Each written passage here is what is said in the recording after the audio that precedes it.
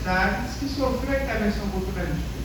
Nós temos um reitor que não foi eleito pela comunidade, que na verdade ficou na terceira colocação, mas mesmo assim, por causa dos compromissos políticos, do alinhamento com o grupo bolsonarista que estava na presidência da República, ele foi nomeado, e isso tem trazido para a gente uma série de consequências.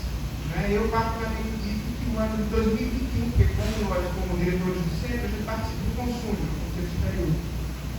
O ano de 2021, para mim, foi um dos mais estressantes da minha vida. Eu acabei o ano assim esgotado, porque a gente fazia reuniões remotas, obviamente, no consumo. Reuniões duravam 15 dias, porque a gente não conseguia esgotar o tema para discutir questões básicas, como, por exemplo, passaporte vacinal, política de segurança para a universidade.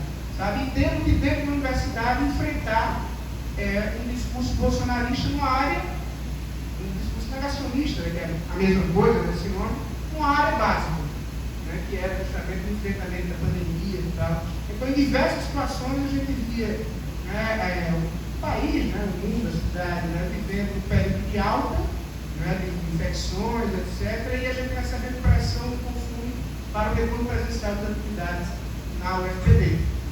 Então, situações como esse tipo, a gente às vezes vê de longe, mas vivemos todos aqui muito perto.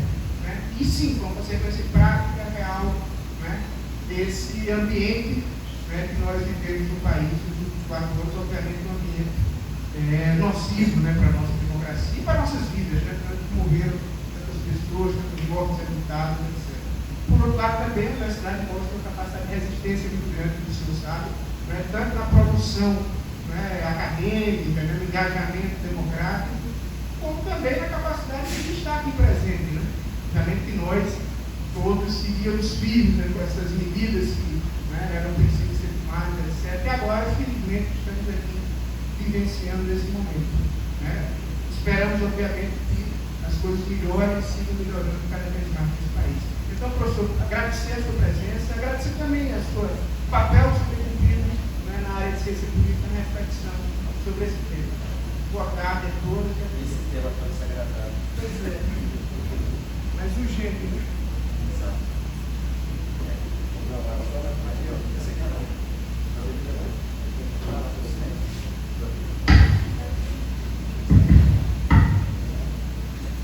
Boa tarde a todas as pessoas. Eu sou o professor José Artigas, aqui do Programa de Pós-Graduação em Ciência Política e Relações Internacionais. É uma satisfação poder estar com vocês nessa tarde, recebendo hoje o professor Christian Lynch. E antes de tudo, gostaria também de dar as boas-vindas aos novos alunos do nosso programa, que iniciam agora uma trajetória no mestrado. Espero que de muito sucesso. Bem, sem muitas delongas, gostaria de fazer uma pequena apresentação do professor Christian Lynch, da Universidade do Estado do Rio de Janeiro, a UERJ, particularmente do Instituto de Estudos Sociais e Políticos da UERJ, o IESP da UERJ, e eu destaco isso porque a UERJ possui 2 cursos diferentes de Ciências Sociais, e o do IESP da UERJ é aquele que traz consigo toda uma matriz histórica de formação, que vem desde os tempos do ISEB, passando pelo IUPERJ, e hoje se constitui como o maior centro de pesquisas em pensamento político brasileiro no país, de longe.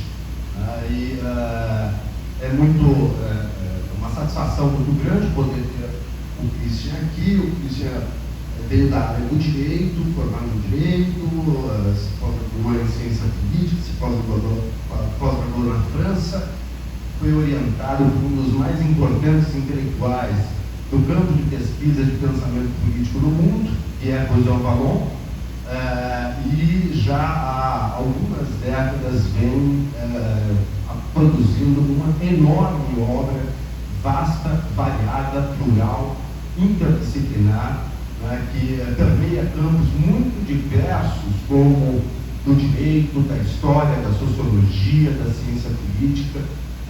Os estudos do Christian transitam nessas áreas de fronteira, como é também característico desse campo de estudos e pesquisas em pensamento político brasileiro. O Christian também é um estudioso no campo da teoria política, vem produzindo uma quantidade imensa de artigos todos marcados por um extremo rigor e qualidade nos últimos anos.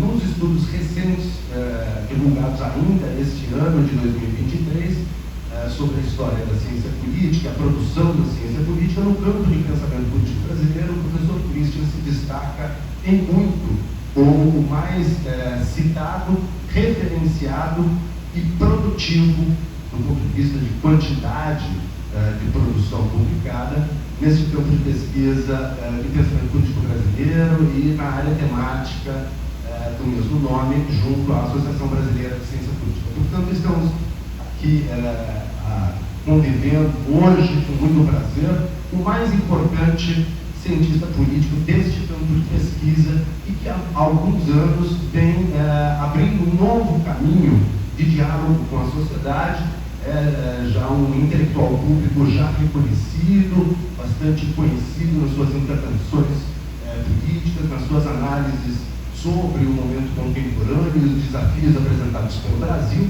interconectando o conhecimento histórico, teórico, jurídico, com análises muito perspicazes do momento contemporâneo.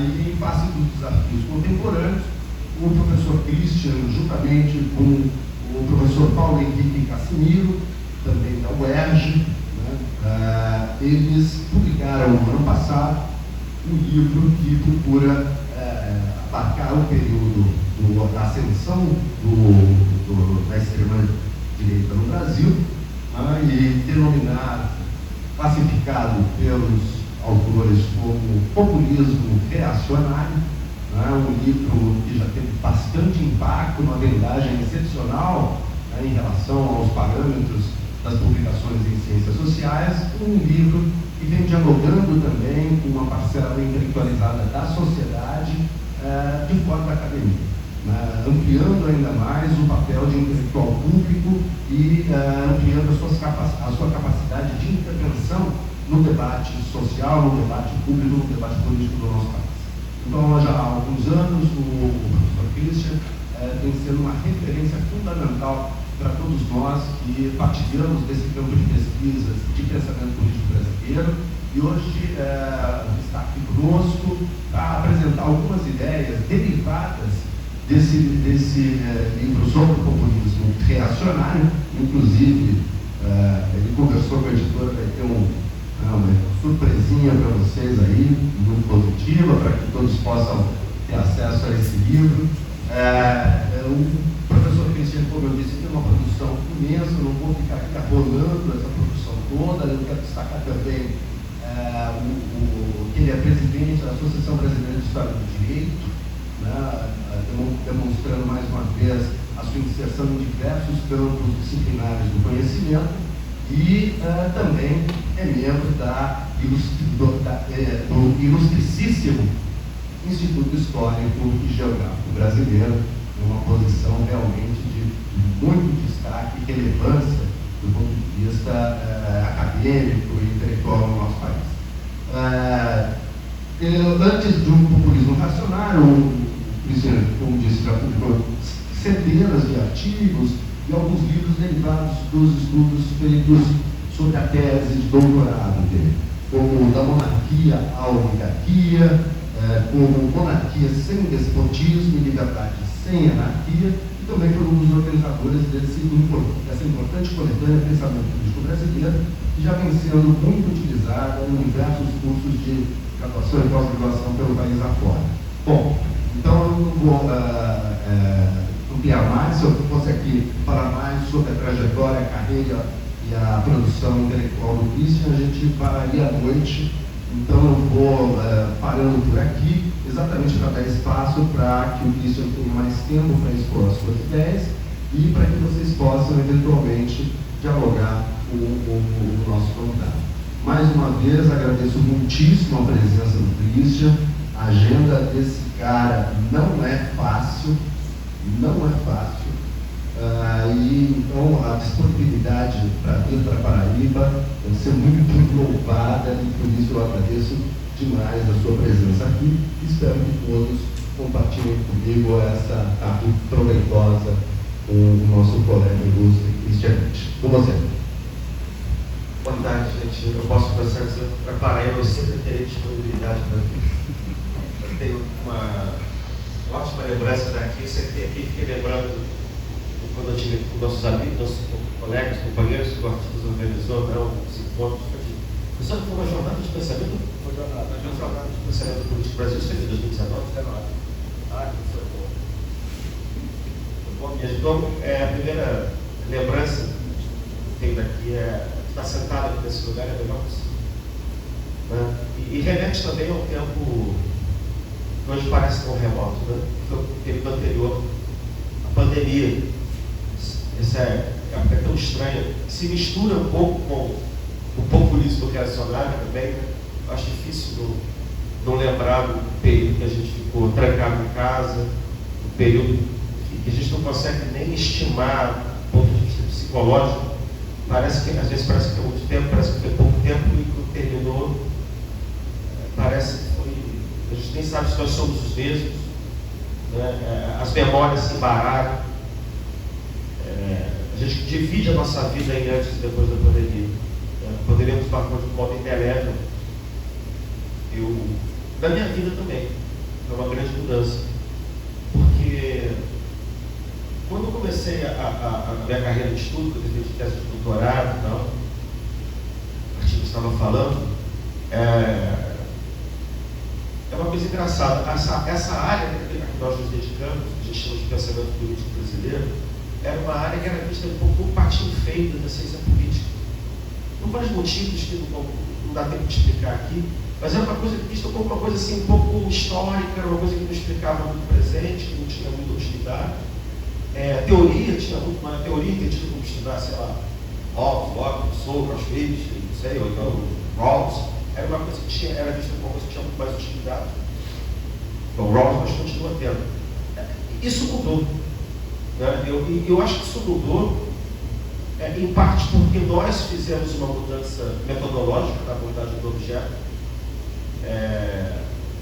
mas também por força de circunstâncias externas e a nossa reação a essas circunstâncias externas. E isso tem a ver com a pandemia também, porque desde 2013, 14, 15, o país entrou numa espiral de radicalização política que tornou a discussão ideológica um ponto essencial do debate público. E, para muita gente que não acreditava, né, a gente passou, digamos, de patinho feio a um campo essencial para a compreensão dos termos do debate público, para tentar entender o que estava acontecendo. A partir de 2013, com a progressiva desinstitucionalização da parcial da política, com a radicalização, né, a gente teve a Operação Lava Jato, que serviu de para-raio para forçar uma mudança da situação política, né, que não tinha sido realizada apenas nas eleições de 2014. A gente tem as jornadas de 2013, que esse ano vão completar 10 anos. Né, a gente tem 9 anos de Lava Jato, a gente tem 7, acho que, anos de impeachment da presidente Dilma Rousseff. A gente tem, quer dizer, a gente entrou no mundo da ciência política que vários dos nossos colegas que se dedicam mais às instituições, eu estou falando isso porque eu tenho só amigos de todo mundo, né? Tem colegas que começaram a dizer que eles não conseguiam mais explicar o que está acontecendo. Você precisava de um tipo de explicação pública excepcional para tempos excepcionais. Tá? Você tinha que voltar a discutir radicalização, modos de pensar, tradições políticas brasileiras, estado de exceção. Você precisa recorrer a uma espécie de repertório teórico, intelectual, de tempos não rotineiros, de não rotina democrática, de falta de rotina, tempos excepcionais mesmo, para retomar a palavra que eu empreguei antes. E isso foi dando, acho, cada vez mais visibilidade e importância para a área. Hoje, inclusive, é por isso que eu até digo que o estudo do pensamento político brasileiro, para mim, é principalmente o estudo das ideologias presentes na cultura política brasileira. E não uma chave das ideologias, sei lá, de 10 anos para cá, é uma chave de 200 anos para cá. Exatamente. E tentar fazer um tipo de pesquisa que ao mesmo tempo ela é histórica, ao mesmo tempo ela é teórica, ao mesmo tempo ela é... E procura ver quando surgiram as ideologias, quem são seus portadores, por que algumas aparecem, outras desaparecem, por que algumas... Como é que elas voltam? Isso tem a ver de novo com isso aqui. Tá? Com... a rigor, o livro devia se chamar o reacionarismo populista, mas vamos falar sério, não é muito atraente isso aqui. Reacionarismo populista. Populismo é uma maneira de fazer, é o estilo de fazer política aqui, pelo menos para mim, né? Populismo não é ideologia, né? Populismo é um estilo de fazer política, pode ser de esquerda, pode ser de direita, pode ser tem até alguns liberais que tentaram ser populistas também, né? Penso Carlos Lacerda, mas enfim. Então, essa tentativa de compreender a política brasileira pelo visto da ideologia rendeu frutos. E aí, eu estava comentando isso um pouco no começo, a questão da pandemia, né? A pandemia, para mim, era por volta de julho, estar trancado em casa sem poder sair, sem poder ver meus pais, minhas irmãs, todo mundo morrendo de medo de morrer, e um sujeito lá fora dizendo que ia dar um golpe militar e que não ia ter vacina não. Tá? Então é um sentimento de impotência, de desespero, de decepção com o país, com os estilos do país. Só que eu estava também comentando muito com o artigo, se a gente é mais ou menos da mesma geração, né? Para quem viveu nos anos 2009, 10, 11, 12, 13, depois está vivendo 2020, 2021, eu acho que foi um choque análogo a daqueles que eram jovens e viveram a euforia do final dos anos 50 e de repente deram de cara com o golpe de 64. Tá? E aí também eu acho que foi isso um pouco que me obrigou, e outros colegas também, a deslocar o foco do passado para o presente, para tentar interpelar o presente. O que diabo está acontecendo? Porque naquele tempo, tempos sossegados permitem uma espécie de um contato, uma vivência com a história, uma convivência mais tranquila, digamos assim. Porque a gente se sente mais numa posição de conforto, a gente quer entender como é que a gente chegou aqui. E aí a gente consegue até fazer um trabalho mais desvinculado do presente, paradoxalmente. Mais desvinculado do presente. Num momento de crise, decepção, de muito conturbado, a gente não consegue ter essa paz de espírito. Então, de alguma maneira, essa mudança, na minha própria trajetória, é engraçado o artista dizendo assim, eu virei um intelectual público importante. Eu odiava esse negócio de intelectual público. Eu odiava. A gente tem uns colegas que, né, eu chamo da linha Gramsciana, que falam da importância da atuação como intelectual público, dos professores, né? Eu digo assim, esses caras para fazer pesquisa séria, tem gente que entrou na graduação já quer ser intelectual público, esse sujeito não vai nunca fazer pesquisa séria, entendeu? Pois agora eu estou aqui. Mas foram as circunstâncias, né? Mas eu também tive que ler as passagens de Weber que explicavam como é que você pode separar as coisas. Você pode ser aqui dentro pesquisador, ou produtivo de ciência. Você vai para o Twitter, vai para a televisão, e aí você está lá como intelectual público. Né? Agora, para ser um bom intelectual público fazendo esse vai e vem, você tem que voltar. Se você for e não voltar, você se perde. Você vai virar, para usar uma expressão que aqui esse cientista político não gosta, né? Vai virar literato, vai virar jornalista, vai ser jornalista político, vai fazer ciência. Tá? Eu estou contando essa história toda um pouco para... Eu acho que tem que contar um pouco da trajetória pessoal também na academia, para conseguir explicar isso. Né? Esse livro foi parido pela experiência da pandemia e pela experiência do governo Bolsonaro, e foi a volta de algo que alguém da nossa idade jamais imaginou que pudesse acontecer. As pessoas que são mais velhas, sei lá, a geração do meu pai, em 70, 75, 80, não chega a ser uma novidade, porque quando eles eram novos, o Brasil ainda não era democracia. A gente fala muito que 85 foi a redemocratização. Mas não foi redemocratização nenhuma, não tinha democracia antes. Nem mesmo até 64, entre 45 e 64, votavam 11% da população brasileira, 11, 12, 15. Tá? Então não tinha, o que era um processo de democratização.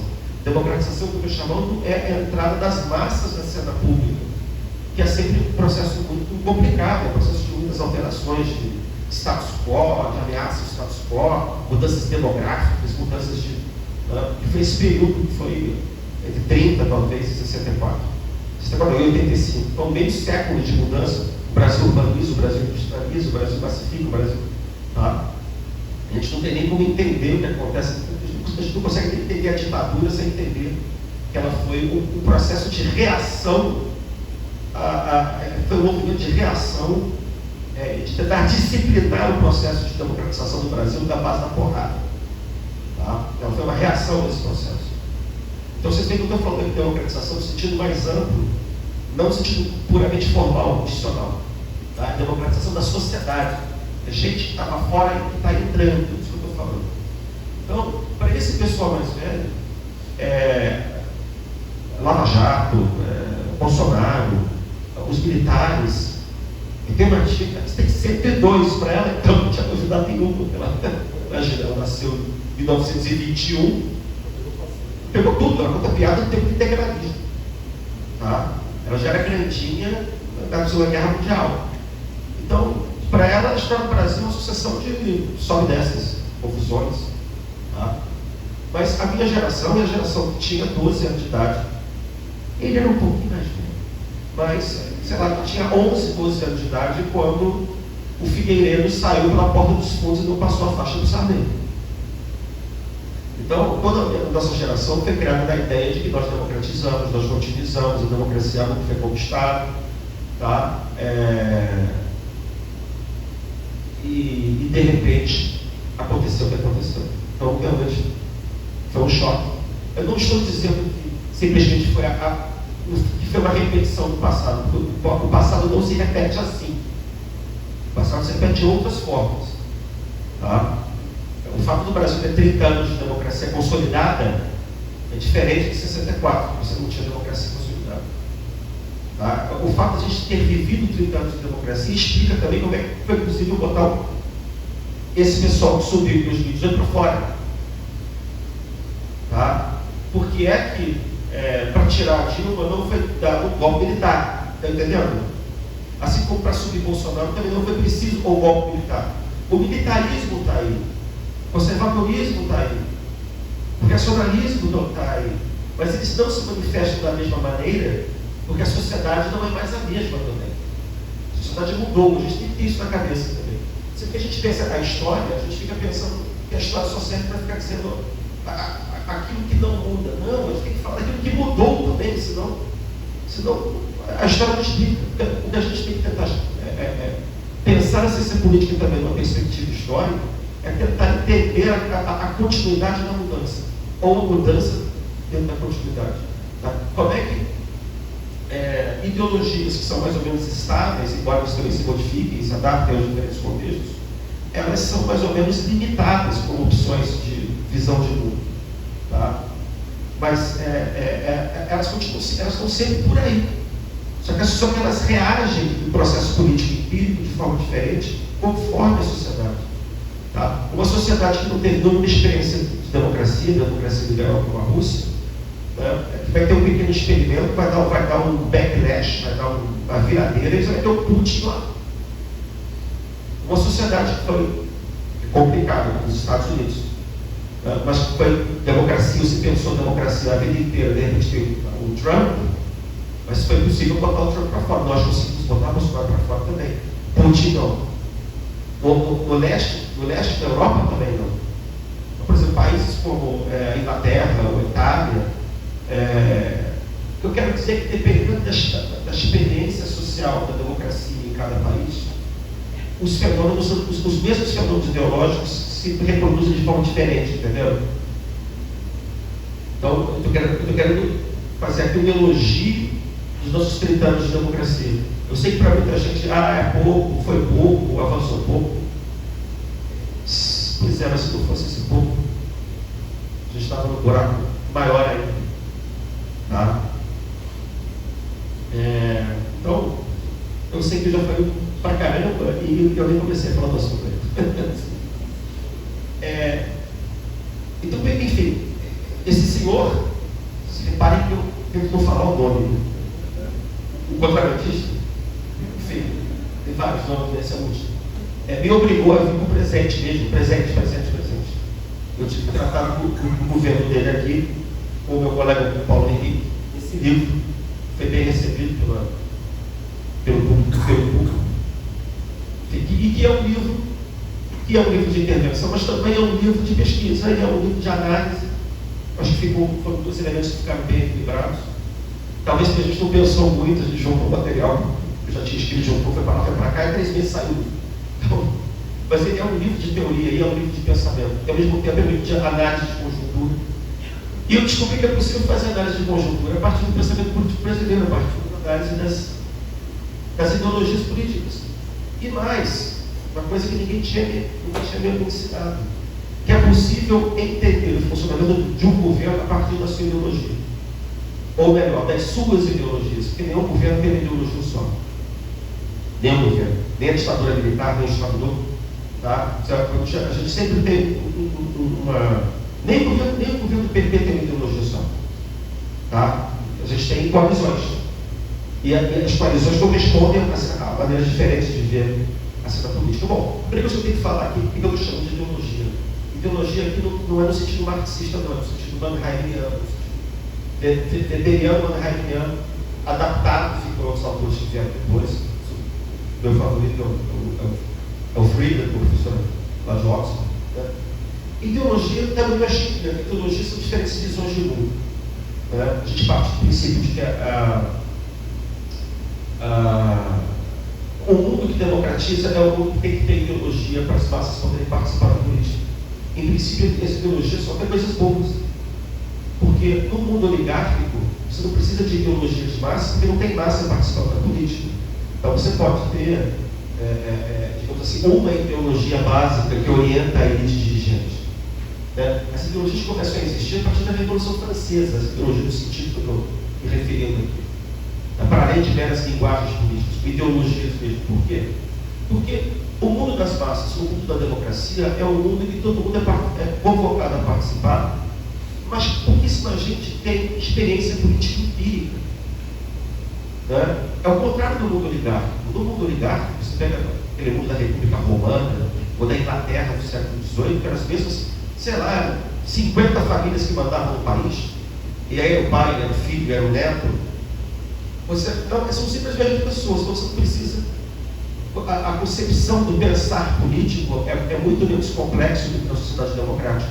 Na sociedade democrática, todo mundo aqui participa da política e não necessariamente é vereador, é deputado, é senador, é presidente. Então, as ideologias são formas de se orientar nesse mundo complicado da política. Eles reduzem a complexidade, são redutores da complexidade política. Tá? Então, a ideologia, ela em si mesma, não pode ser tratada como se fosse, se é real ou se ela é falsa. A ideologia é como se fosse um mapa, ela tenta reduzir a realidade de acordo com determinados valores. Então, são diferentes formas de ver a realidade. Política é no sentido amplo. Tá? Se eu percebo o mundo como um lugar desordenado, como um lugar marcado pela anarquia, e isso me dá medo, isso me dá receio, eu tenho a sensação de que alguma coisa está se perdendo, que houve ordem há algum tempo, e essa ordem está se perdendo, eu olho a realidade buscando ordem, buscando autoridade como valor. A ideologia que dá origem a esse sentimento, essa atitude, é uma ideologia conservadora. Tá? Se eu olho para o mundo e vejo o mundo como a liberdade como um dado natural, que está sendo impedido por autoridades que sejam ilegítimas, que esse é o mundo de opressão, que é o mundo de tirania, a minha ideologia se torna liberal. Eu passo a ver as coisas e interpretar as coisas por um prisma liberal. E se eu acho que o mundo é o lugar da desigualdade, tá? Da desigualdade, da injustiça caracterizada pela desigualdade, a minha ideologia tende a ser socialista. É claro que esses valores, autoridade, liberdade, igualdade, são conceitos básicos que existem em todas as ideologias.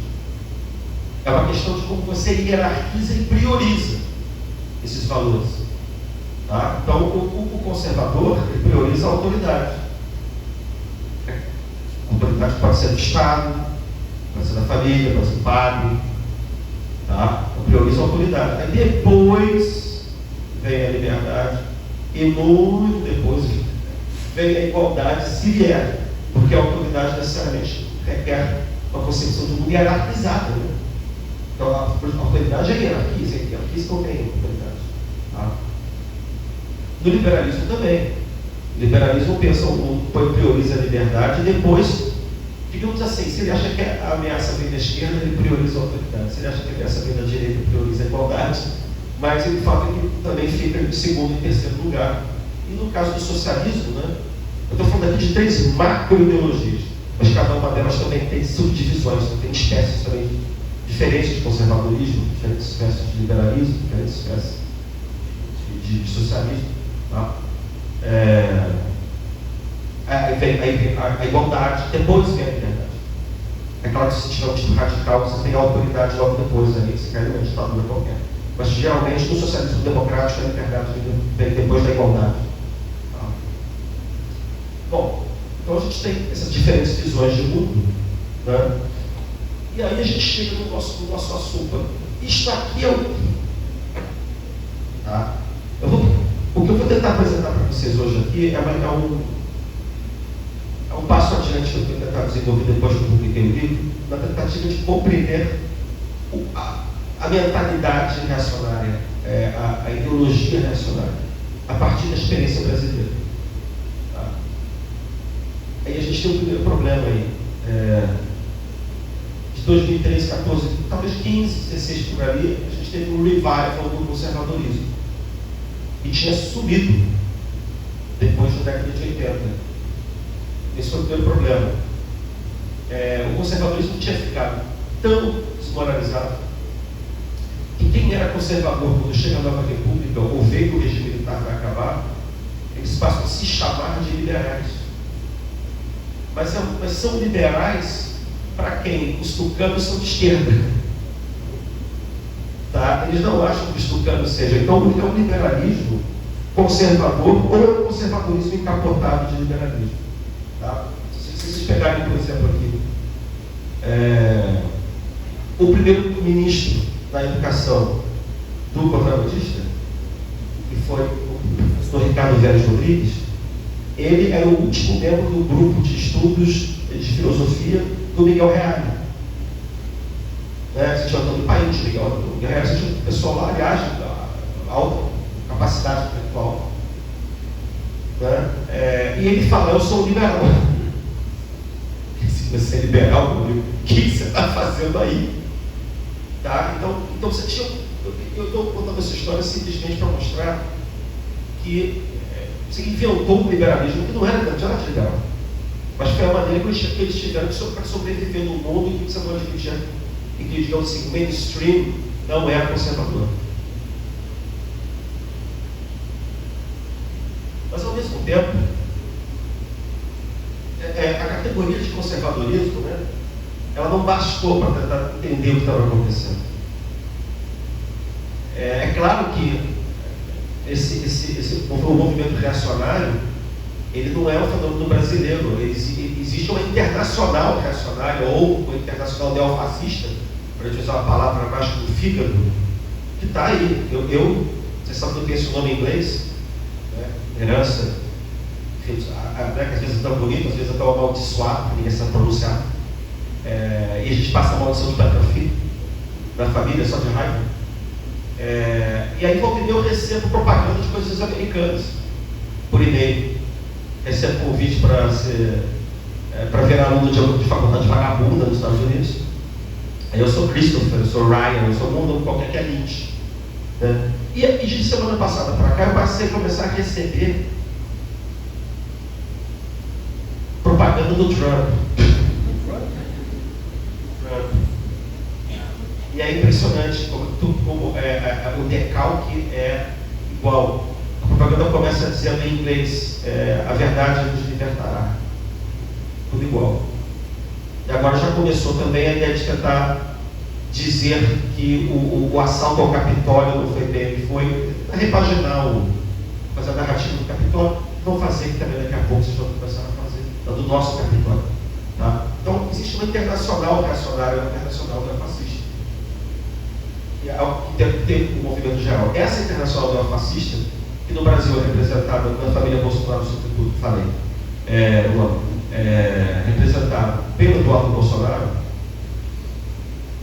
eles se apresentam como conservadores liberais. Mas na verdade é o seguinte, existe gente dentro da coalizão que formou o governo Bolsonaro que está aí, que é conservadora. Mas o núcleo duro não é conservador, o núcleo duro é reacionário. Eles usam conservador, mas na verdade é reacionário. Eu vou explicar qual é a diferença. Tá? E eles não são liberais, eles são neoliberais. Também é uma outra coisa. Tá? Você também tem uma disputa de rótulos aí. Tá? E conservador parece ser uma coisa mais respeitável e reacionária. Né? E é uma característica do neoliberalismo dizer que é um verdadeiro liberalismo. Como também, enfim, não dá para dizer que é verdadeiro, que é falso. Eles são primos, mas não são a mesma pessoa. Tá? Então a gente tem que também ter essa segunda dificuldade. A primeira foi a novidade, o revival do conservadorismo. Esse conservadorismo tem a ver com o anterior. Tá? A gente tem que revisitar o conservadorismo do passado, sobretudo do passado mais recente, do período militar. É o que eu tentei fazer aqui também. E ao mesmo tempo tem que tentar separar o conservadorismo do reacionarismo. Tá? Todo o governo Bolsonaro assumiu, eu vi 3 diferentes tipos de conservadorismo, por assim dizer, na coalizão. Os mesmos que tinham feito a coalizão de 64. Exatamente os mesmos grupos ideológicos. 64, né, o regime militar foi um regime que você tinha 3 tipos de conservadorismo. Você tinha um conservadorismo que eu chamo de estatista, identificado com os militares, que era uma tradição antiga no Brasil.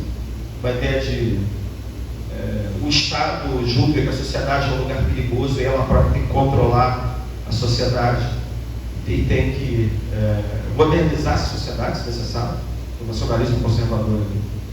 O Estado é o agente dessa mudança.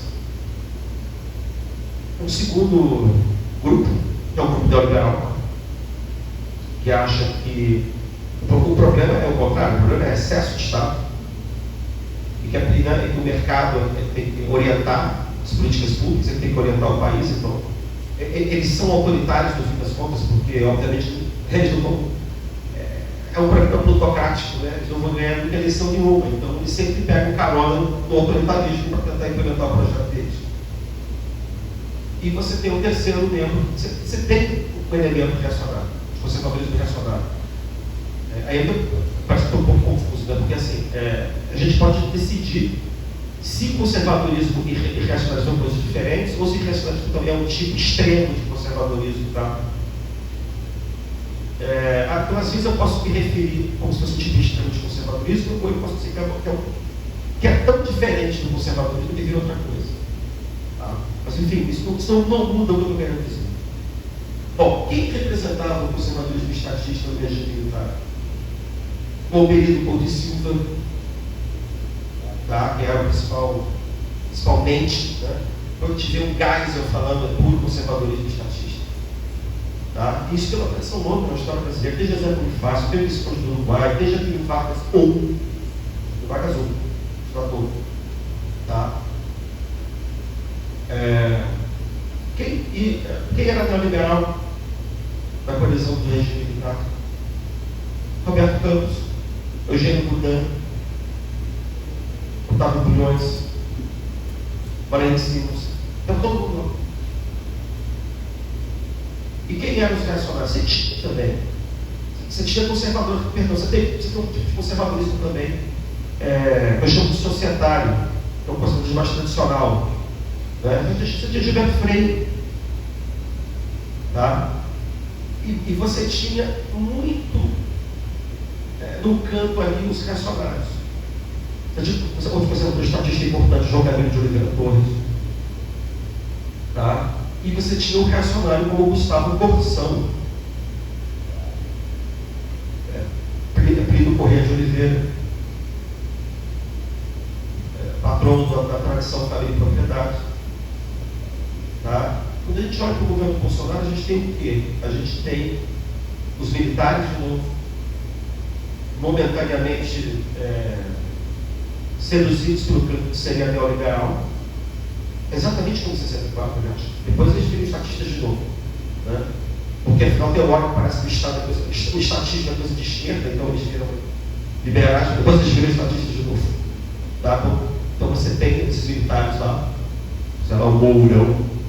Mas quem é o intelectual, professor? Tá? Vilas Boas. Vilas Boas, ele tem uma ideia, ele tem discurso, criou um instituto, ele tem uma influência grande lá. General Vilas Boas. Só para dizer que não tem ninguém, né? Uma disparidade. Né? Você tem o neoliberal, obviamente, Paulo Guedes, e o Restolho, a herança, o menino dele, favorito, ele deixou aí, de presidente do Banco Central. Aliás, neto do outro, do regime militar anterior, Roberto Campos Neto.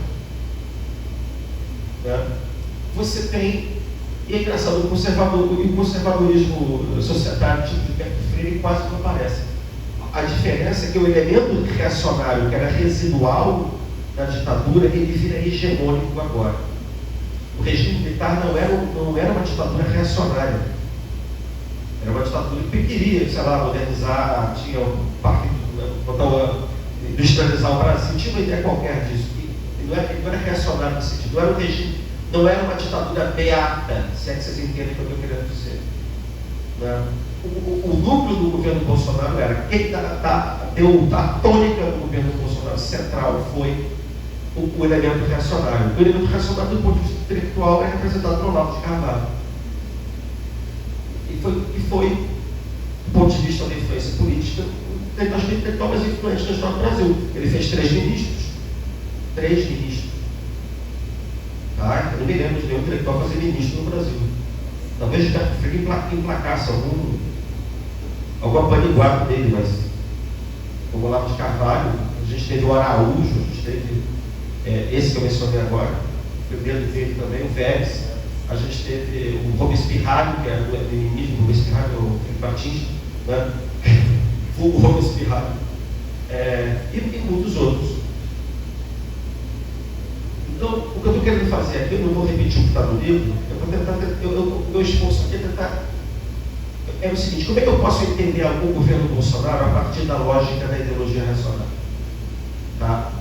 E eu procurei fazer isso em alguns pontos aqui, a partir de um arquétipo. Eu tenho lido, digamos assim, cerca de uns 20 autores reacionários brasileiros, nos últimos, desde 1860, ou 58 para cá, para tentar fazer uma espécie de questionário para eles. Eu entrevistei os 20 defuntos e um outro vivo sobre determinadas questões. Assim. Como é que você vê o mundo? Qual é a sua relação com a religião?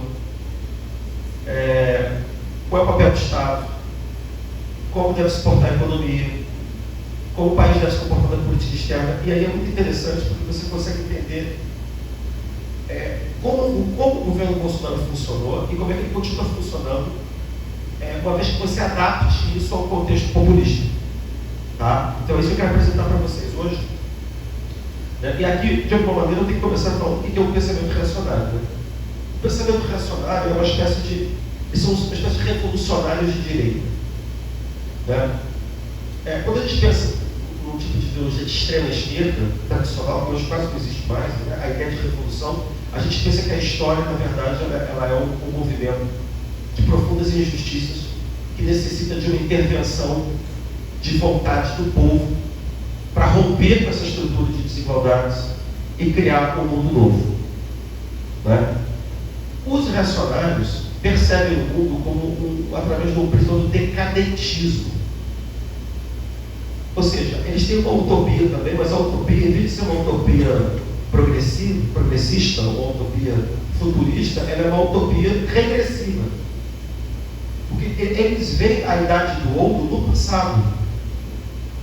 Mas o que isso é diferente do conservadorismo?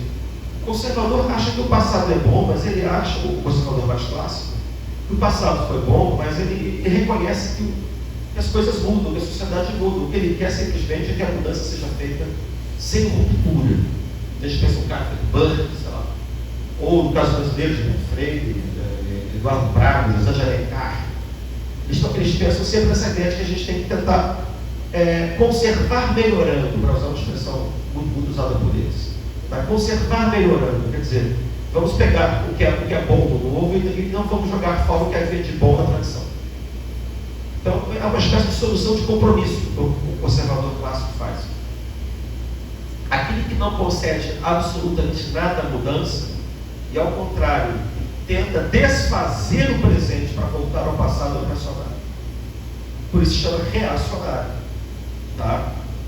Ele é movido pelo desejo de reação. E isso tem tudo a ver, como a gente vai ver aqui, com a ideia de guerra cultural. A guerra cultural deles, na verdade, é uma ação no sentido de restauração. Restaurar o mundo que desapareceu. Tá? E nesse sentido, o governo Bolsonaro foi o primeiro governo reacionário da história do Brasil, desde pelo menos 1750, desde o Marquês de Pombal. Tá? Porque o Brasil sempre foi um país virado para frente, sempre o horror do passado. O passado é o atraso, o passado foi a colonização, o passado foi a opressão, o passado foi a escravidão, o passado foi o patrimonialismo, o passado foi o autoritarismo, o passado foi o feudalismo dos engenhos. Então o Brasil sempre foi para o futuro. Imagine o nosso espanto em ver no poder brasileiro gente que queria voltar para o século XVII, tá? Por tempo dos bandeirantes, por tempo que não existia Estado no Brasil. Tá? Essa é a utopia do reacionário também, é voltar para o tempo que não havia Estado. O Estado é o grande inimigo, é um dos grandes inimigos. O Estado produz liberdade, produz igualdade. Tá? Então, dando essas marcações iniciais do que é o pensamento reacionário, eu vou tentar dar aqui algumas características. Tá? O pensamento reacionário, como o liberalismo e o tipo de socialismo, por exemplo, ele é universalista. Só que tem o seguinte: o reacionarismo ele é um pensamento antimoderno. Ele odeia a modernidade. Ele é inimigo da secularização. Ele é inimigo do mundo que saiu da religião. Tá? Então o universalismo deles é um universalismo sobrenatural, cristão e hierárquico. Tá? Então, em primeiro lugar, para tentar entender a ideologia reacionária, a gente tem que entender que antes da política existe a religião. A religião é o domínio da metapolítica. E é a religião que tem que formatar a política. Nenhuma política é legítima se ela não estiver previamente orientada pela religião. Tá? Então Deus criou o universo. A ordem decorrente da criação de Deus é intangível e ela é imutável. Isso é uma característica do conservadorismo que nenhuma forma de conservadora é tão forte quanto o pensamento reacionário. O pensamento conservador vê a ordem social como fruto de alguma força extra-humana. Não foram os seres humanos que criaram a ordem social. Ela foi criada por Deus, ela foi criada pela natureza, ela foi criada pelo mercado. Diferentes tipos, né? Ela foi fruto da história. E é por isso que a gente não pode mexer nessa estrutura. Porque se você mexer, ela vai gerar anarquia, ela vai gerar guerra civil, ela vai gerar desordem. Tá? No pensamento reacionário, ela é um produto de uma ordem da criação do cosmos por um ente sobrenatural. E, portanto, ele é imutável, ele não comporta mudança. Tá? Aquele que move o mundo, isso é uma das fontes do negacionismo também, e das teorias da conspiração, é um agente que é invisível. As verdadeiras forças que movem o mundo são invisíveis. Os desígnios de Deus são imperscrutáveis. Aquilo que acontece na história não tem muita explicação. Tá? E os inimigos também são invisíveis, como a gente vai ver. Os inimigos, quer dizer, a política, na verdade, é como na religião, o produto do embate entre o bem e o mal, entre Deus e o demônio. Se quiserem entender por que eles chamam liberalismo, o socialismo, tudo comunista. O comunismo, na verdade, é um dos espaços do demônio. Eu sei que parece idiota, mas não é idiota. No fundo, é uma luta contra o demônio. O demônio é que cria esses inimigos, é que criou isso para tentar a igreja, para tentar a obra de Deus. Tá? Eu sei que isso vai parecer uma coisa de missa, né? Assim, não é, a gente tem que tentar entender a cabeça deles é movida por esse tipo de coisa. Então, o modelo de universalidade reacionária é a ideia de medieval. Você deve ter lembrado, a gente faz teologia na Idade Média. Né? Os reacionários são decadentistas, eles acham que o mundo está decaindo desde a Renascença, desde o Renascimento. Tá? Então, desde Maquiavel, desde Copérnico, tá? Desde Leonardo da Vinci, o mundo está decaindo. Porque eles identificam o processo de saída da religião. Eles têm um conceito de civilização, mas o auge da civilização é a Idade Média. E o grande intelectual de todos, o supremo, foi São Tomás de Aquino. Tá? Então, dali para frente, Aristóteles, livro de São Tomás de Aquino. Então, dali para frente é decadência. E a decadência ela vai se acelerando. E aí você tem o iluminismo, que é o segundo momento de decadência também. Você tem a aceleração da secularização, quer dizer, da saída, da organização de um mundo fora da religião. E tudo que está fora da religião é obra de vocês sabem quem, né? Tá? Então, esse mundo é o mundo da hierarquia, de uma hierarquia natural. Tá? De uma hierarquia, Deus criou o mundo naturalmente de forma hierárquica. Os planetas giram em torno das estrelas. Tá? Você vê que isso está tudo moderno. As estrelas giram em torno da Terra. A Terra é plana. Você já vai pitolomaico o negócio. Né? Bom, vou chegar lá. O mundo é todo hierarquizado.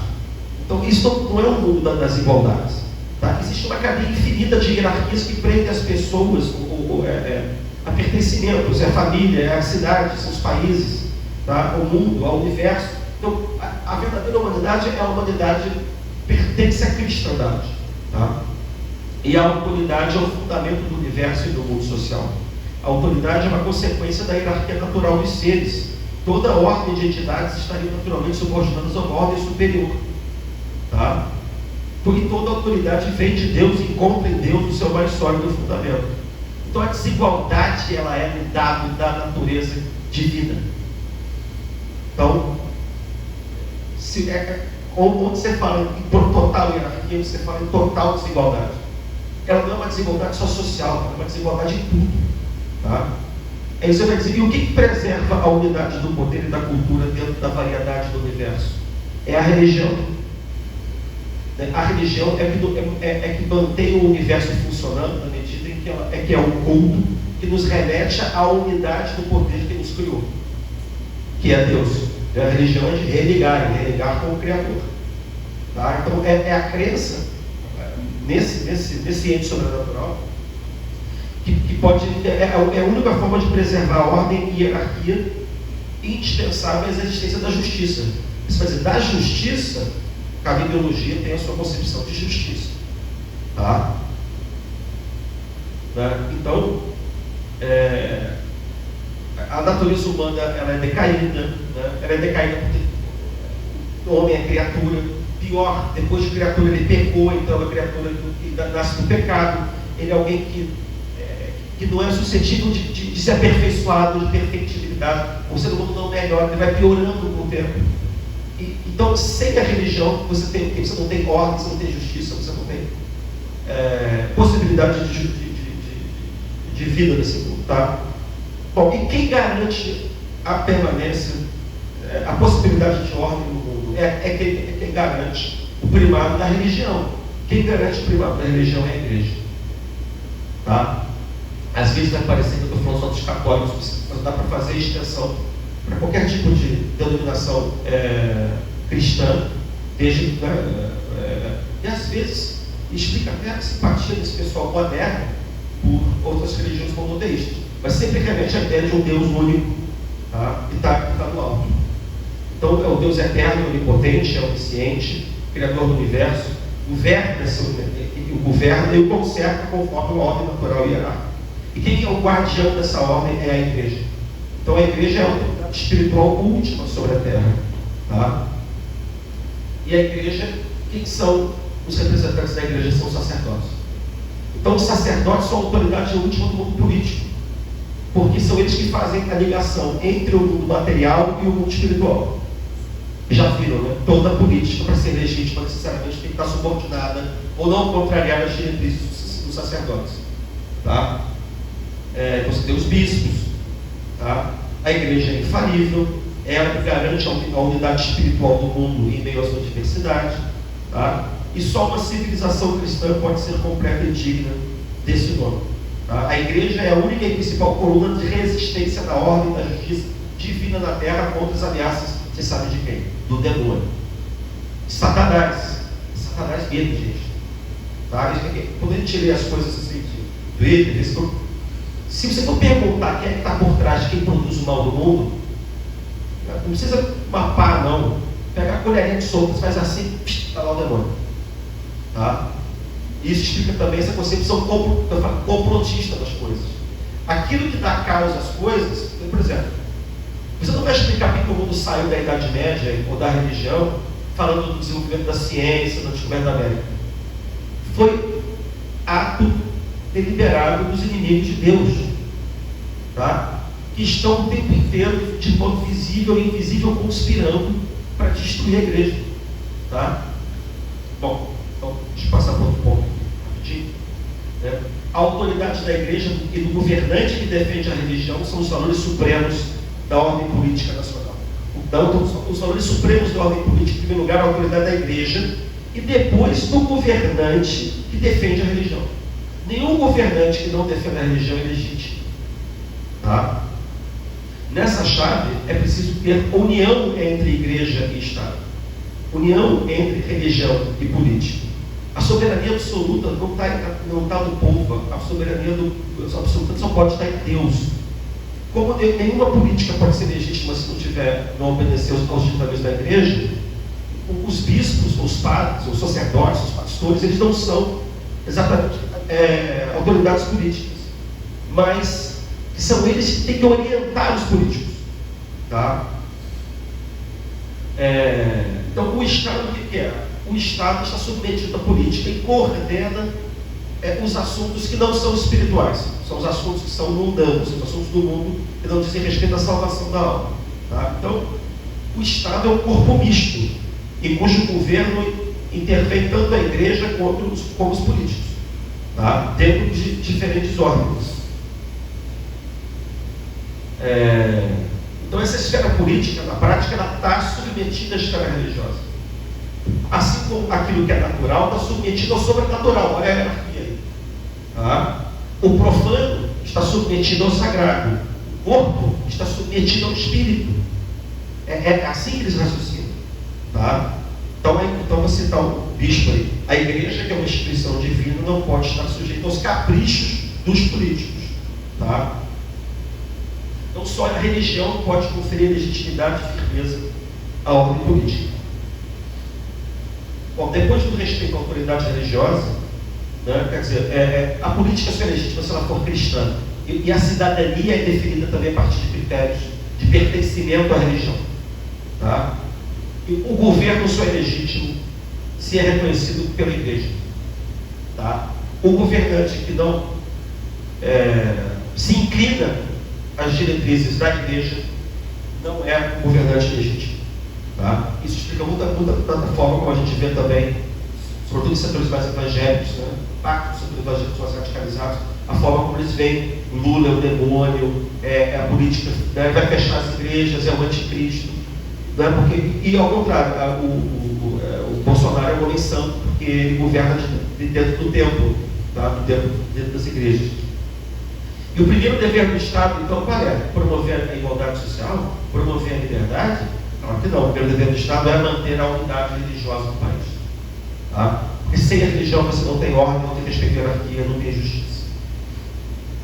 Então existe um conceito reacionário de liberdade.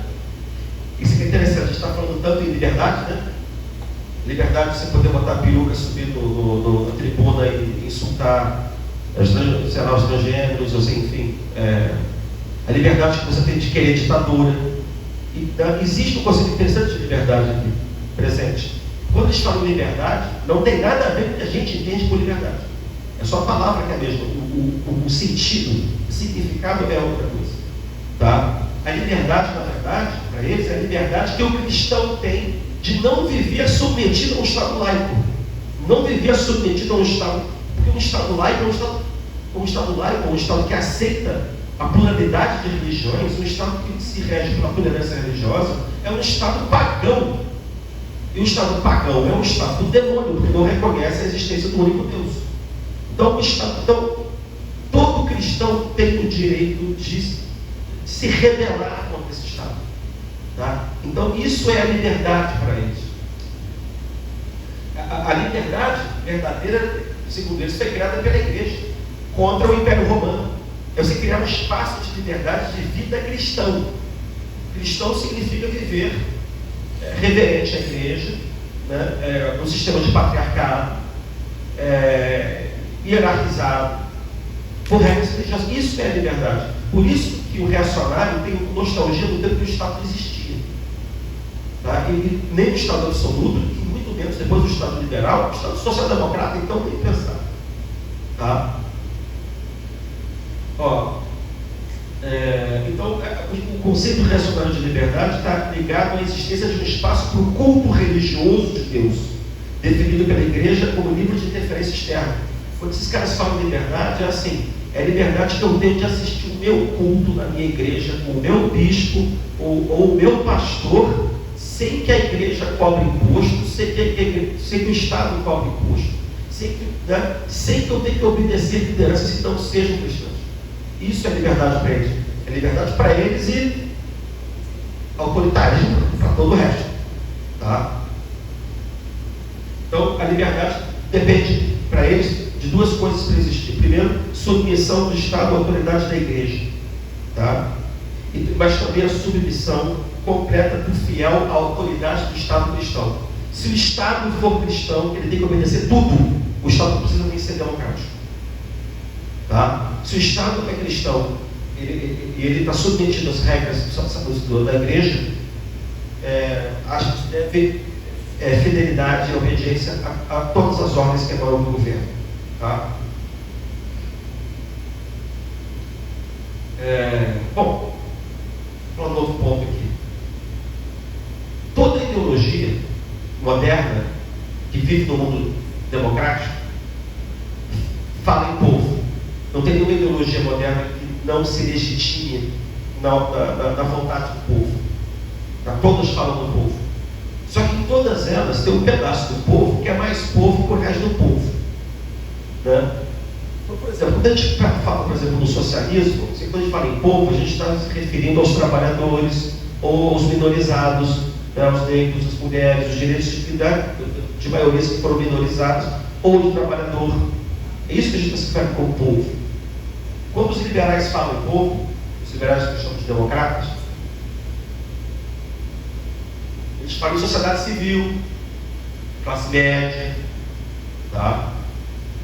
O povo é sempre um pedaço do povo que eles acham que é o melhor pedaço. Tá? Quando o neoliberal fala em povo, só cavocar um pouquinho, povo são os empreendedores, são os patrões, tá? São os agentes financeiros, aqueles que arcam com o custo do Brasil. Isso é o povo, entendeu? O povo que sofre os impostos escorchantes. Isso. Todo mundo fala em povo, mas o povo significa coisas diferentes da boca de cada um desses agentes ideológicos. Tá? No pensamento reacionário, o povo são as famílias cristãs. Tá? E representadas pelos seus chefes. E os chefes são os patriarcas. Eles não falam mais em patriarcas, mas são os chefes de família, são os homens, que são os pais, que são os maridos. Ele é o chefe, o homem é o chefe da família. E a gente pode até falar em patriarca do ponto de vista técnico, porque Tá? Ele é o patriarca. Embora ultimamente eles prefiram chamar de homem de bem. Tá? O homem de bem patriarca é o cidadão por excelência da república reacionária. Tá? A unidade mínima da sociedade não é o indivíduo, a unidade mínima não. O cidadão é o homem de bem. E só o homem de bem. Tá? Por quê? Deus criou o homem de bem no paraíso. O primeiro homem de bem que Deus criou foi Adão. Né? Criou o homem, e aí o homem sentiu falta sentiu muito só, quis uma companheira, e aí quando ele foi dormir, Deus foi lá, tirou uma costela e fez a mulher. Quer dizer, a mulher foi feita para ser companheira do homem, fazer companhia. Tá? Então você tem uma explicação também que é teológica da inferioridade da mulher. Tá? Depois você vai ter outros que vão fazer outros tipos de explicação para justificar essa hierarquia. Assim como você tem superioridade do adulto sobre a criança. Tá? Então a família é composta de homem, mulher, filhos e dependentes. O reacionário não vê o mundo como um mundo de indivíduos, ele vê o mundo como uma reunião de famílias. Tá? Aí é claro, isso foi Aristóteles dito pela igreja. Essa ideia de que a unidade mínima é a família, que depois virou uma tribo, vira um clã, e depois virou uma cidade. Tá? Então a família surge da união do homem e da mulher, abençoada pela igreja. Então você também tem o vínculo ligado a Deus, também é dado pela igreja. Então o papel do Estado é proteger a família, mas é essa família aqui, tá? Que é o núcleo do povo. Daí a sacralidade do casamento. Daí você não podia ter divórcio, você não pode ter desquite, não pode ter casamento civil. O casamento é só na igreja. Tá? E as famílias têm que receber uma orientação espiritual dos sacerdotes das suas igrejas. Né? Se não todo dia, pelo menos aos domingos. Tá? Então toda definição reacionária, né, do Estado é o Estado como uma agregação de famílias. O Estado é uma agregação, vou citar aqui. O Estado é uma agregação de famílias constituídas de indivíduos que em suas relações mútuas e para com ele irão agir inspirados nos princípios informadores da sua coerência. A sociedade é um agregado de famílias e não de indivíduos isolados. A nação e o Estado são apenas desdobramentos naturais daquela unidade essencial. Então a unidade social essencial é a família. Tá? Então a família é que ela é a célula social. E aí ela se desdobra nessa autoridade. Primeiro vem o patriarca, né, que é o cidadão de bem, que ao mesmo tempo é marido, ao mesmo tempo ele é pai, e ao mesmo tempo ele é patrão. Porque no pensamento, e isso explica um pouco também como é que o reacionário, o patrão reacionário, olha para o empregado. Eu vou ler um pedaço aqui que eu acho muito engraçado, de como é que você explica. Você lembra que Aristóteles, quando ele descreve a sociedade doméstica, né, mesma coisa, e tem escravo na sociedade doméstica. Né? A gente pode dizer que o escravo também é um tipo de empregado. O empregado é alguém mais pobre, dependente, que vive da sua caridade em troca de salário, dinheiro, teto. Essa concepção do empregado, né, como alguém a quem o patrão está fazendo um favor, também está presente aqui. Tá? A família patriarca representa no governo doméstico uma miniatura do papel que Deus exerce no universo, tá? E que os governantes exercem nos países. Né? Então, os governantes são os deuses dos países, e os patriarcas são os deuses dentro de casa. Seria o representante de Deus dentro de casa. Exerce o mesmo tipo de autoridade, tá? Política e espiritual. Então você tem o poder marital, o poder paternal em relação aos filhos, tá? E tem o poder eril, que é o poder sobre os empregados. Né? Eu vou ler aqui um pedaço do reacionário pernambucano. Depois da divisão da propriedade, sendo uns ricos e outros pobres, todos desiguais em condições, em virtude de diversidade de engenho, indústria, parcimônia e economia, resultou naturalmente que uns vivessem na abastança e outros na penúria. Ora, nessas circunstâncias, não podendo os necessitados sustentar a sua vida ou passar mais comodamente, se não puserem as suas ações ao serviço dos abastados, sob a condição de receber destes os indispensáveis meios de subsistência, não há nada mais conforme a razão do que se sujeitarem ao serviço do outro. Daqui resulta não só um bem para o amo como para o criado e para o conjunto da sociedade. Então, você tem uma tendência a ver o trabalhador, ele trabalha para você, como uma relação de vassalagem, como se fosse um favor que você está prestando a ele. E você tem também a inviolabilidade absoluta do direito de propriedade. Direito de propriedade privada. E como é que você justifica a total inviolabilidade do direito de propriedade privada? Porque a propriedade privada é o meio pelo qual você mantém a família. Se a propriedade você mantém a família, quer dizer, reparem que é uma fundamentação diferente da de Locke, por exemplo, que não é individualista, não está fundada no trabalho, né? É uma fundamentação. É só para vocês perceberem que às vezes pessoas defendem as mesmas coisas por razões diferentes. A razão aqui é essa: se a propriedade privada, você não mantém a independência da família contra os inimigos da família, que a gente já vai ver quais são. Então, sem propriedade privada, você não mantém a independência da família contra o comunismo, o Estado, enfim, os representantes do Satanás. Tá? Quem são os maiores inimigos do racionalismo? O estatismo tem vários nomes. A maçonaria e o comunismo. É acreditável a gente falar em maçonaria, né? Você deve lembrar que na eleição teve uma hora lá que foi uma confusão, porque descobriram, né, que o general Mourão era maçom, descobriram que Bolsonaro pedia a voto da maçonaria. Assim, ninguém acreditava que a maçonaria é uma espécie de Rotary Club, é uma espécie de Lions Club. E por que esse escândalo todo? Porque a maçonaria é agente do diabo. Tá? Bom, assim, o que acontece? A história é percebida, eu falei já, no regime de decadência, em que você tem os inimigos da igreja cada vez mais fortes. O primeiro grande inimigo da igreja é o absolutismo. É o príncipe que, ao invés de obedecer à igreja, quer mandar na igreja. Tá? Porque o absolutismo é isso. Então, todo tipo de galicanismo, ou submissão da igreja ao Estado, a submissão da igreja ao Estado significa submissão do espiritual ao corporal ou ao material, entendeu? Isso é uma inversão total. A história da humanidade é uma luta do homem entre Deus e Satanás, ao bem e o mal. Então isso se reflete na esfera política. O povo de Deus, orientado pela igreja, trava uma guerra permanente contra os inimigos da família.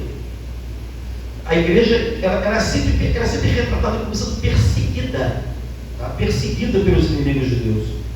E o inimigo é pensado como uma espécie de avesso da igreja. Isso é muito interessante também.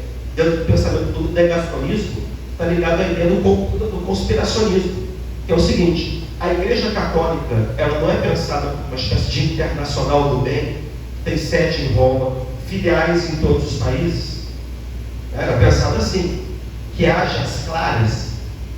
O inimigo é uma espécie de pensado como agindo como fosse uma igreja do diabo. Tem sede em algum lugar, tem seus agentes espalhados pelo mundo inteiro, né? As igrejas do diabo são as maçonarias ou são os partidos comunistas, tá? Então, e eles agem nas sombras. Então, eles estão em toda parte. Às vezes, alguém diz assim: vamos hoje na missa não, estou cansado, vamos tomar uma cerveja. Está tentando o teu marido, está tentando o teu melhor amigo, está tentando tua mãe, está entendendo? Isso é uma manifestação. Eles agem de maneira seca, às vezes de maneira aberta, extensiva, mas quase sempre de forma insidiosa, silenciosa, por agentes às vezes inconscientes. Mas é sempre o diabo que está tentando, por toda parte. Tá? São sociedades secretas. Tá? São sociedades secretas. Quando a gente fala em globalismo, na verdade, essa ideia de uma conspiração global, oculta, de elites perversas, pedófilas, que estão querendo destruir a família, ela é um nome novo para uma coisa muito velha. Tá? Essa ideia de pensar que existe uma conspiração geral do mal para destruir as famílias e os bons costumes, ela existe há séculos, só mudam os nomes. Tá? Existem internacionais demoníacas. Então, antigamente, a primeira internacional demoníaca era o judaísmo. Tá? Você tem o herege e você tem o ateu.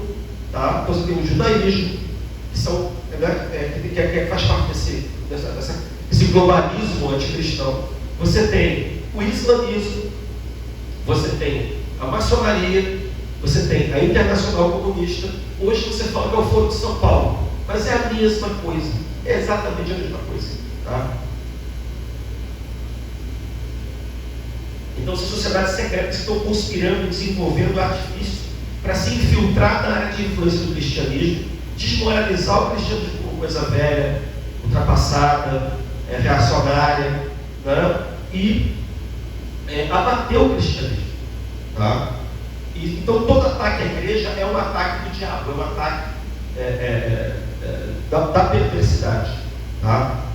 Então, esse declínio, como eu disse, começa na Reforma Protestante, passa pelo absolutismo, passa pelo iluminismo, passa pela Revolução Soviética. Então, vocês vão dizer, então eles são inimigos de todo mundo. Exatamente. Tudo que é moderno é identificado como sendo inimigo.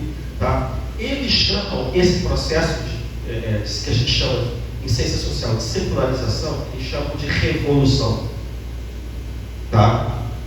A revolução é um movimento cultural que foi deflagrado e sustentado por uma minoria poderosa de atuação internacional, responsável por promover a secularização que tira Deus do centro da organização política do mundo, destrói as hierarquias naturais da sociedade e a autonomia da família e das demais formas naturais de associação humana, naturais para eles, que são a família, a corporação, o município, o governo e a igreja. Tá? Em nome de quê? Em nome dos direitos humanos. Tá? Os direitos humanos, o que é? É um blend de coisa liberal e de coisa socialista. Porque prega a autonomia do indivíduo contra a família, contra a igreja, e a igualdade no mundo que foi criado desigualmente por Deus. Tá? Tem um dos racionais que fala o seguinte: a revolução sido o esforço satânico para a constituição de uma sociedade sem Deus. Tá? Então, quem são esses agentes de Satanás? É uma percepção apocalíptica do processo histórico também. O mundo está acabando, é uma coisa de decadência, os costumes estão sendo corrompidos, o mundo vai acabar daqui a pouco, tem vários cataclismos, é uma revolução permanente. Os inimigos são o Estado tecnocrático, por isso que a gente tem o rosto de funcionário público. Funcionário público é o agente do Estado que não tem Deus. Tá? Então você tem o absolutismo, tem vários avatares ao longo do tempo. Tá? Então é o príncipe independente do Estado.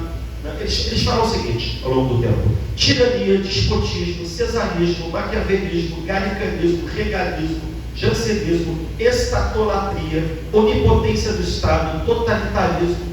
Às vezes a linguagem parece liberal, mas ela não é liberal. Porque eles falam em estatolatria, onipotência do Estado, totalitarismo, mas é sempre contra a liberdade dos cristãos. Então, o Estado liberal também é totalitário, entendeu? O Estado de Direito, que não é, qualquer Estado de Direito que não é orientado pela Igreja, é um Estado totalitário. Tá? Porque viola a ordem hierárquica imutável que Deus estabeleceu sobre as coisas. Tá? Então aí vem o desgosto deles pela centralização política, pelo Estado forte, pela social-democracia, pela burocracia, pela tecnocracia, pelo funcionalismo público. Tá? Nós somos agentes do demônio também, aqui, os professores aqui da Universidade Federal do Paraíba, que a gente é pago por um Estado de orientação comunista, pregando explicações da sociedade que não passam pela religião, entendeu? Então todo mundo aqui recebe seu salário do tempo. Nada de democracia não. Aí democracia é cracia, poder, demo, aí é demônio mesmo, né? Democracia. Tá? O segundo grande inimigo é a maçonaria. A maçonaria é o nome das casas liberais. O liberalismo, maçonaria e liberalismo é a mesma coisa, para o pensamento reacionário. Foi fruto da Revolução Francesa. O reacionário designa o liberalismo maçônico como verdadeira sinagoga do Satanás. Tá? O objetivo da maçonaria é o Padre Vital, não? O objetivo da maçonaria é o aniquilamento perpétuo do catolicismo e até da ideia cristã, acabar com a ordem social criada pela igreja, tá? Secularizar ou paganizar todas as instituições. E a sua ação não se restringe a país de novo, é a concepção do pluralismo, tá? Ela é, como a Igreja Católica, una e universal, tem muitos centros de ação, mas só um centro de unidade. Ela é responsável pelo iluminismo, a maçonaria que vai provocar a Revolução Francesa, o Voltaire, o Rousseau, o Montesquieu, tá? O filosofismo é o liberalismo, e o liberalismo é a manivela de que se serve a maçonaria para destruir a igreja, tá? O liberalismo é desordem e é pecado. Tem um livro do século XIX muito interessante de um padre espanhol. O título do livro é El Liberalismo es Pecado, tá? Então, por quê? Porque liberalismo é tolerância e é individualismo. Você não pode ser tolerante com o pecado, você não pode ser tolerante com o erro, tá? Com a falsidade. Você não pode colocar o cristianismo ao lado do budismo, de qualquer outro tipo de religião, né? Nesse tempo, o protestantismo era também visto como coisa do diabo. Hoje em dia não. Hoje em dia você juntou, virou cristianismo, não é só catolicismo, tá? Eles fizeram, olha aqui, a doutrina do homem absolutamente livre, segundo postula a moral leiga, criou o homem orgulhoso, portanto, revolucionário escravo de suas paixões. Aí a mulher que é escrava de suas paixões vira feminista. A criança, o jovem que é escravo de suas paixões, quer se libertar do poder do pai e cair nas drogas, tá? O empregado que é escravo de suas paixões, que é o quê? Cai na greve. Vocês estão entendendo? Tudo que sai daquela forma de estruturação familiar religiosa é obra do demônio, e é uma obra da maçonaria, e é uma obra do estatismo, tá? O ecumenismo é paganismo, então também é intolerável, tá? E aí aparece um desgosto por legistas, por juristas, tá? Que veiculam uma espécie de cosmopolitismo racionalista liberal, tá? E aí vem tudo, né? O liberalismo que é o quê? Separar a igreja do Estado, que é um pecado maior que esse. Só atacar a propriedade privada, que aí é o comunismo, né? Então aí vem o quê? Vem a oposição ao divórcio, vem a ideia de que a imprensa é um veículo do demônio também, a imprensa liberal, tá? Né? O liberalismo propaga a libertinagem, propaga o indiferentismo religioso. Bom, aí o terceiro grande inimigo é a internacional socialista, ou é o comunismo, né? Mas para eles uma coisa tem a ver com a outra. Você diz, mas o liberalismo não tem nada a ver com o comunismo. Para o reacionário, como o reacionário vê tudo de forma decadentista, ele acha que uma coisa traz a outra. É uma teoria do tobogã. A reforma protestante traz o absolutismo traz o liberalismo traz o comunismo. Uma coisa é consequência da outra. Por quê? Porque tudo é uma saída em diversos estágios da civilização cristã medieval. Então, quando você começa o primeiro erro, depois vem o segundo, o terceiro, o quarto, tudo é visto como uma continuação da outra. Tá? E hoje, o que é o politicamente correto, é o marxismo cultural. Tá? Então, a gente acha estranho, o comunismo é muito lento. Não, o comunismo é o feminismo, o marxismo é o politicamente correto. Tá? Então, tudo isso é a revolução. Isso porque a história é tudo a mesma coisa. São diversos aspectos históricos do mesmo processo de decadência civilizacional. Aí você vai perguntar, o que você faz? Aí aparece o direito de resistência. E é engraçado que o direito de resistência do republicanismo clássico, ele é lido pelo reacionário como o direito que o cristão tem de resistir ao Estado liberal, de resistir ao Estado democrático, de resistir à social-democracia, entendeu? E legitima isso que eles chamam hoje de guerra cultural, que na verdade é o que eles chamam, é o programa reacionário de virar contra tudo isso. Eles chamam hoje de guerra cultural, mas o nome clássico é a contra-revolução. É a contra-revolução, esse é o programa do governo reacionário. É a contra-revolução, é a restauração, é a reação.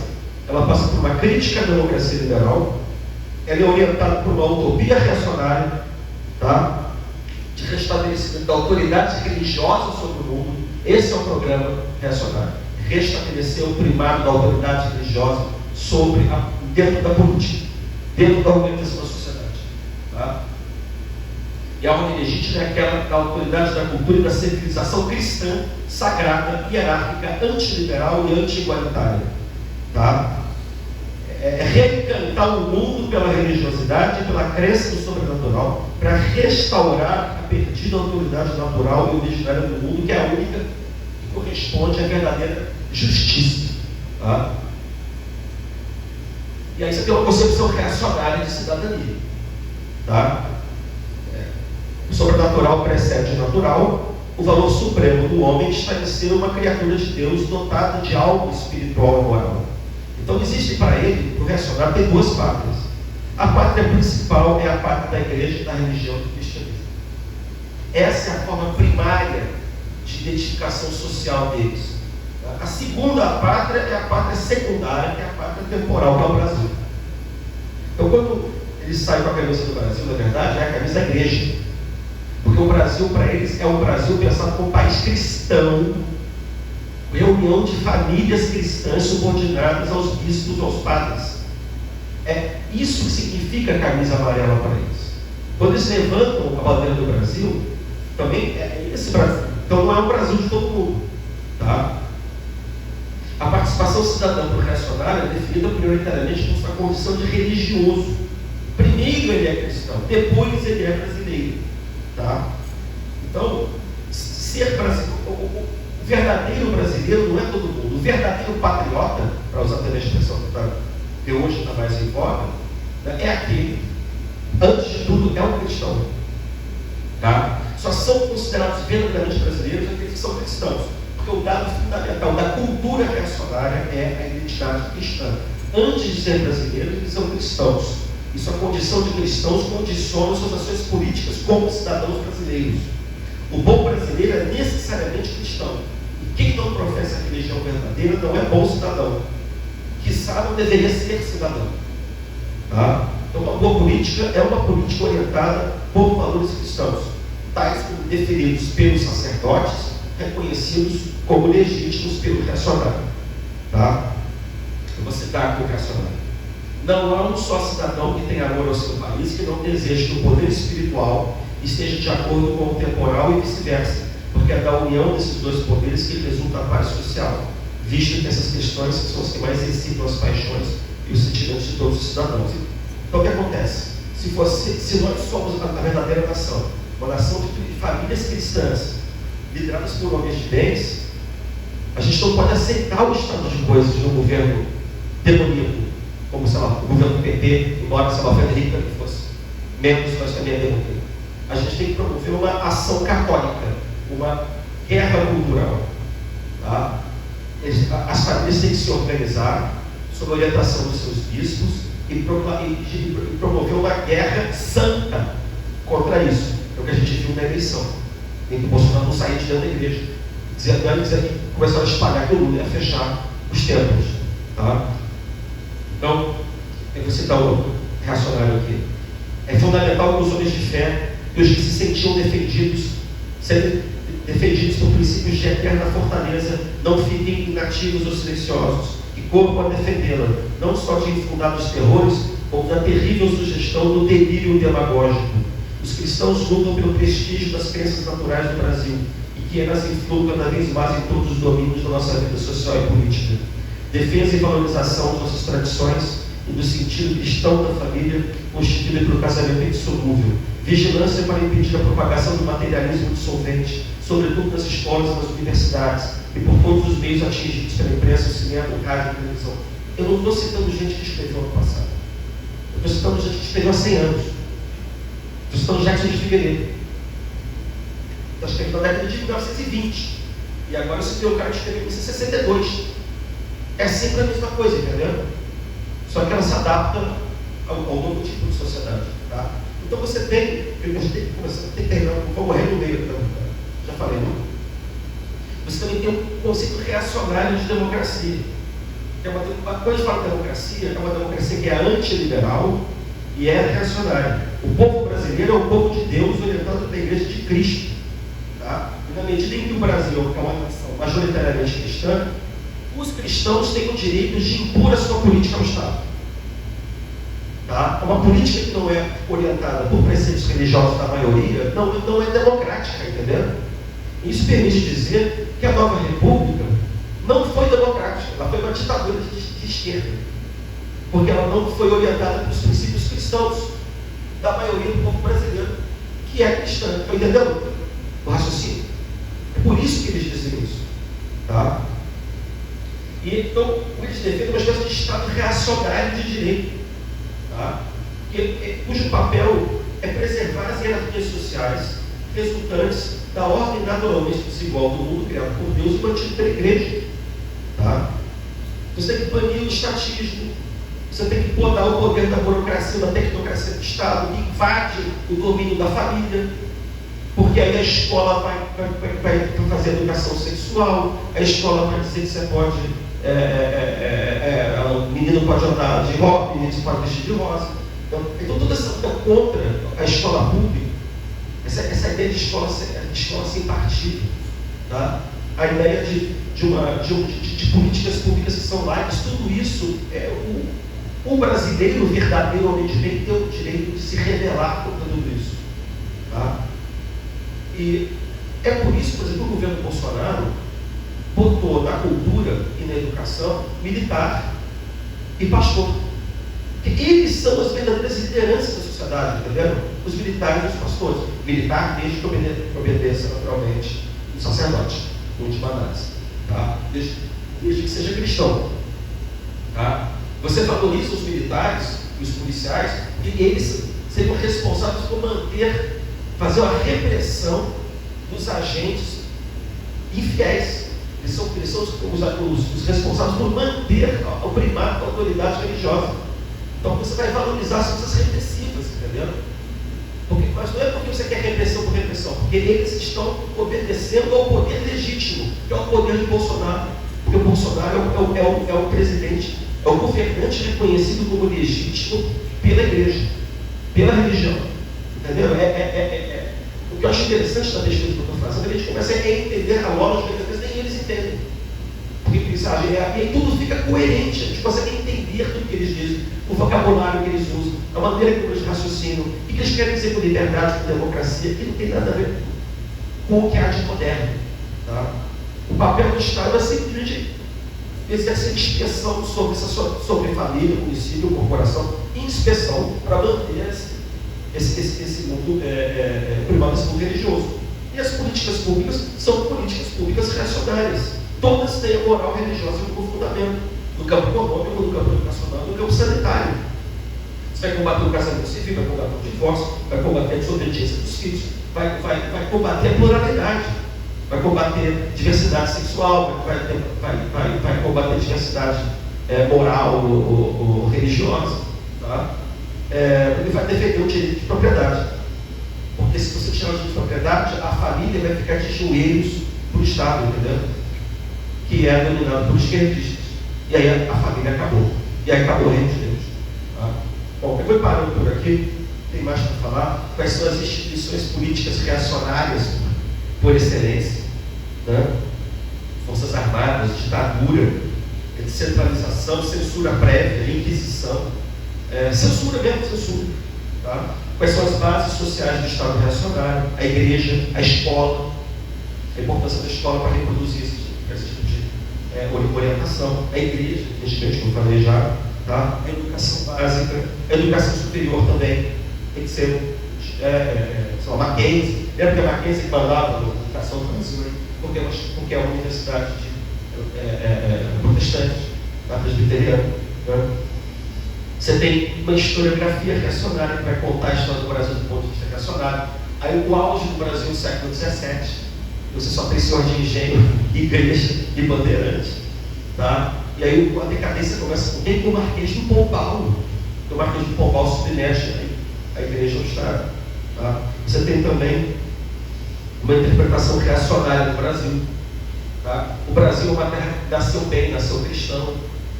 mas está longe da Europa, do pecado, mas as coisas estavam muito bem. Aí começa a decadência. Tá? Aí você não tem como salvar nacionalidades sem salvar a igreja e salvar a religião. A defesa da nacionalidade passa por defender em primeiro lugar a religião. Tá? Enfim, eu vou parar aqui mesmo, estou tentando. Tem economia política reacionária. O que acontece? A gente consegue entender o governo Bolsonaro a partir desses. Se a gente consegue entender a base do pensamento deles, e essa ideia de reação, a gente consegue entender o programa contra-revolucionário, reacionário do governo Bolsonaro, e as políticas públicas que ele adotou, até mesmo em política externa, a gente consegue entender. Né? Porque para o reacionário clássico, por exemplo, a política externa boa é que ela está alinhada com o Vaticano, no século XIX. Está alinhada com o Vaticano. Hoje, o Vaticano está na mão de um comunista, que é o Papa Francisco. Então não é mais o Vaticano. Mas quem é o Vaticano hoje?